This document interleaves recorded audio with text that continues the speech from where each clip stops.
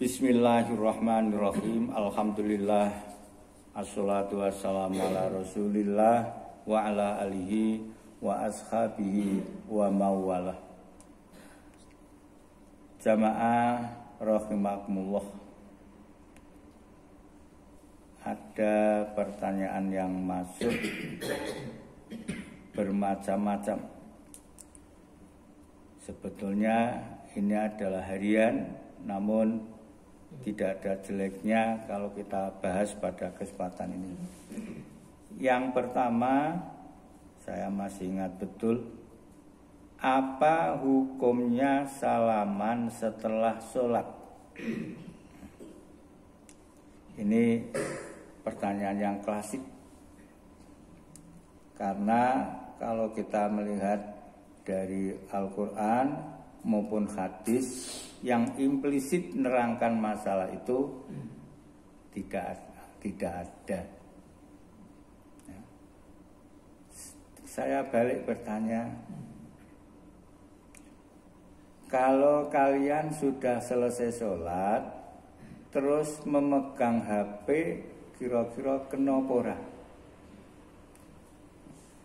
Dijawab dengan tegas dheweke, ya boleh Pak. Terus kamu berbicara dengan saudara-saudara kalian, gojek dengan kiwa tengen, kena ora? Boleh Pak. Lah wong terus nyekel HP wae kena, terus misalnya sampai padu karo kiwa tengene wae kena, apa meneh salaman. Walaupun hadisnya dhaif, itu ada yang menerangkan bahwa nek wong muslim luru yaltaqiyani wa yatasofahani, saling salam-salaman, ini ghufirallah, Allah akan mengampuni dosa-dosanya qabla ayatafarraqa, sadurunge dilepas. Nah, kita ini orang sholat itu ibarat kalau orang yang khusyuk itu seperti sahabat Umar. Ketika beliau mengejar musuh dalam peperangan, melompati tembok, itu kakinya terkena tonggak sehingga bercucuran darahnya. Akhirnya tonggaknya itu masih ada di kakinya.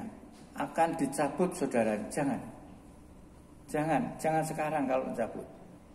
Kalau waktu nanti saya sholat, sujud, itulah cabutlah. Nah, ini jadi orang sholat itu hanya hubungannya bagi orang yang khusyuk itu hanya Allah dengan pribadi orang yang sholat, orang yang sujud. Sehingga dicabut kakinya yang terkena tonggak tadi, dimohon untuk waktu sujud.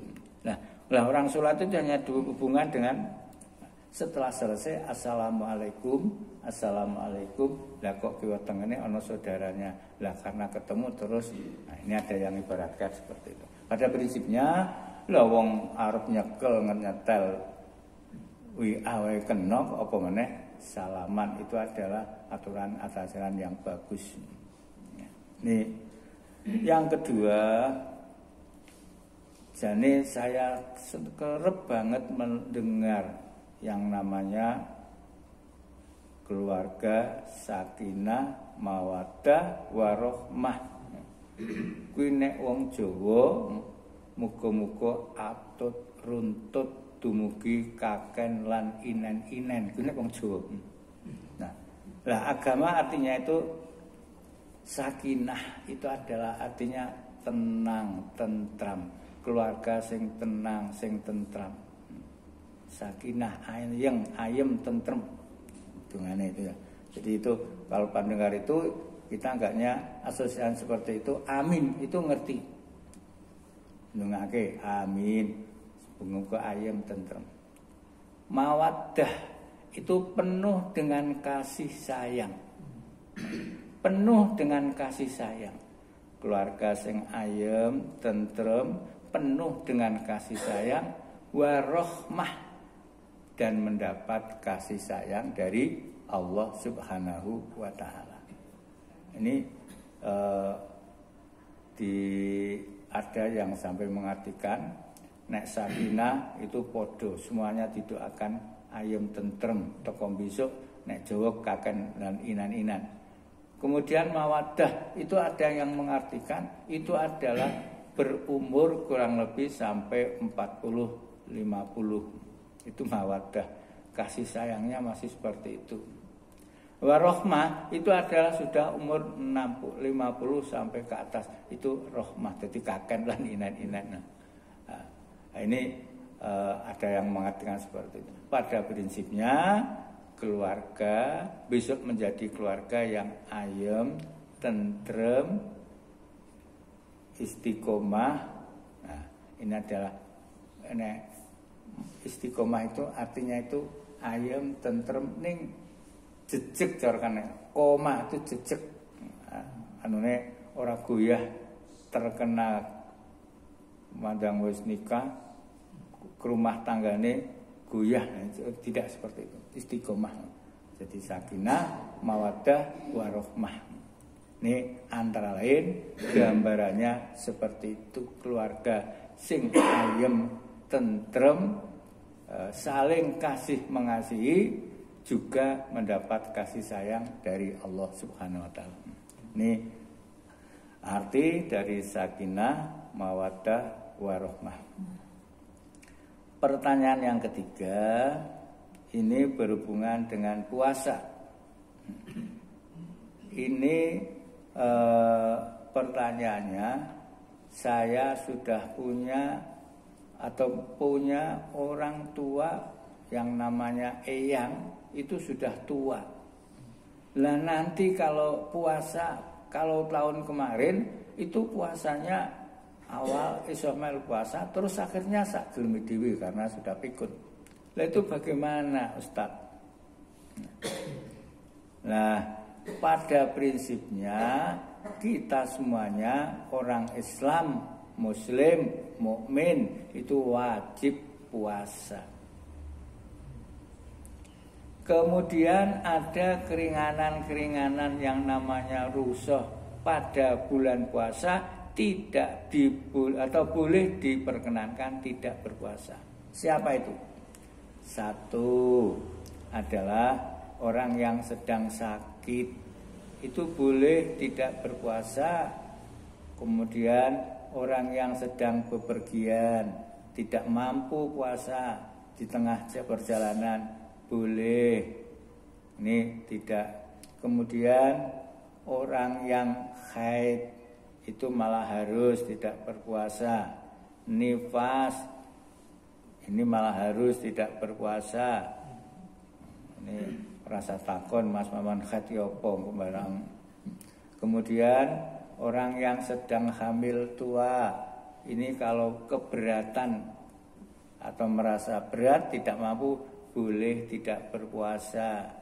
Kemudian orang yang menyusui itu pun juga boleh tidak berpuasa pada waktu itu. Kemudian orang yang tua, tadi pertanyaannya, itu juga boleh tidak berpuasa. Hanya sanksinya yang berbeda-beda.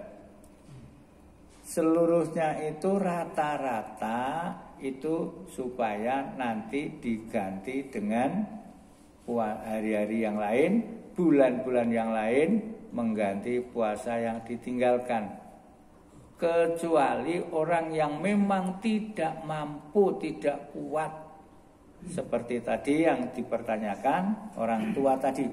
Nah, orang tua sendiri ini adalah kalau memang orang itu sudah tua, tidak mampu berpuasa, tidak memiliki penghasilan apa-apa.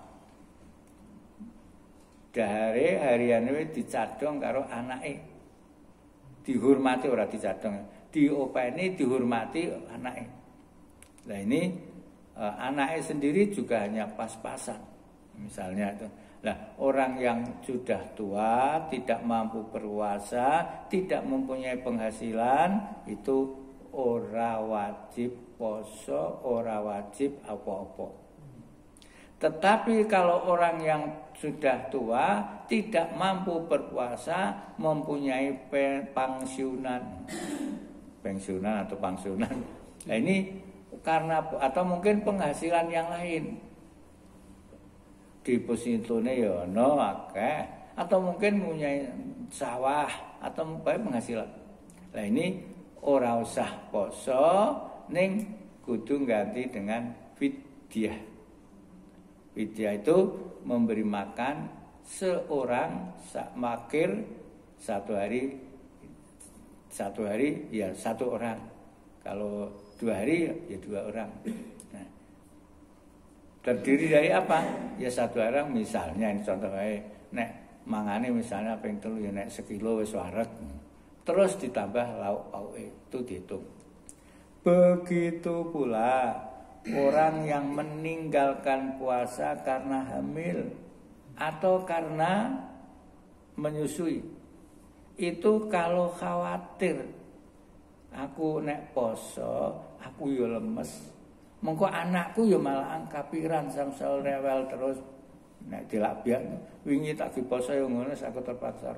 Lah ini kalau toh meninggalkan seperti itu ada 2 cara. Yang satu harus mengganti karena khawatir, kedua ini harus puasa, ganti puasa dan harus bayar fidyah. Harus puasa dan harus membayar fidyah. Ada juga orang yang sakit tapi sakitnya menahun, tidak ada kesempatan puasa. Ini kalau memang tidak mungkin untuk berpuasa, kebetulan dia itu mampu, ini wajib membayar fidyah ning tidak berpuasa. Karena orang mungkin kan wong sakitnya menahun misalnya. Ini gambaran-gambaran orang-orang yang diperbolehkan tidak berpuasa. Dan yang terakhir saya sampaikan masih ada keterangan banyak tapi terlalu lama nanti. Bagi orang yang mempunyai hutang puasa, dhisik puasa yang tahun 2003 atau 1444 ini meninggalkan puasa 7 hari karena sakit. Padahal sudah diberikan kesembuhan sejak 10 bulan yang lalu. Enak kesempatan. Lah kok ora gelem nyarutang sampai teko puasa malih yang akan datang ini. Lah ini wajib membayar lipat. Ada pendapat yang satu, nek tinggal ke poso 6 dino, besok nyarutange 12 hari. Nek 3 hari berarti lipat 26 hari. Nek utange 2 hari berarti 4 hari. Ini pendapat-pendapat seperti ini, maka mungkin lewat mimbar ini ada saudara kita yang masih mempunyai hutang puasa, masih ada kesempatan untuk mengqadha puasanya.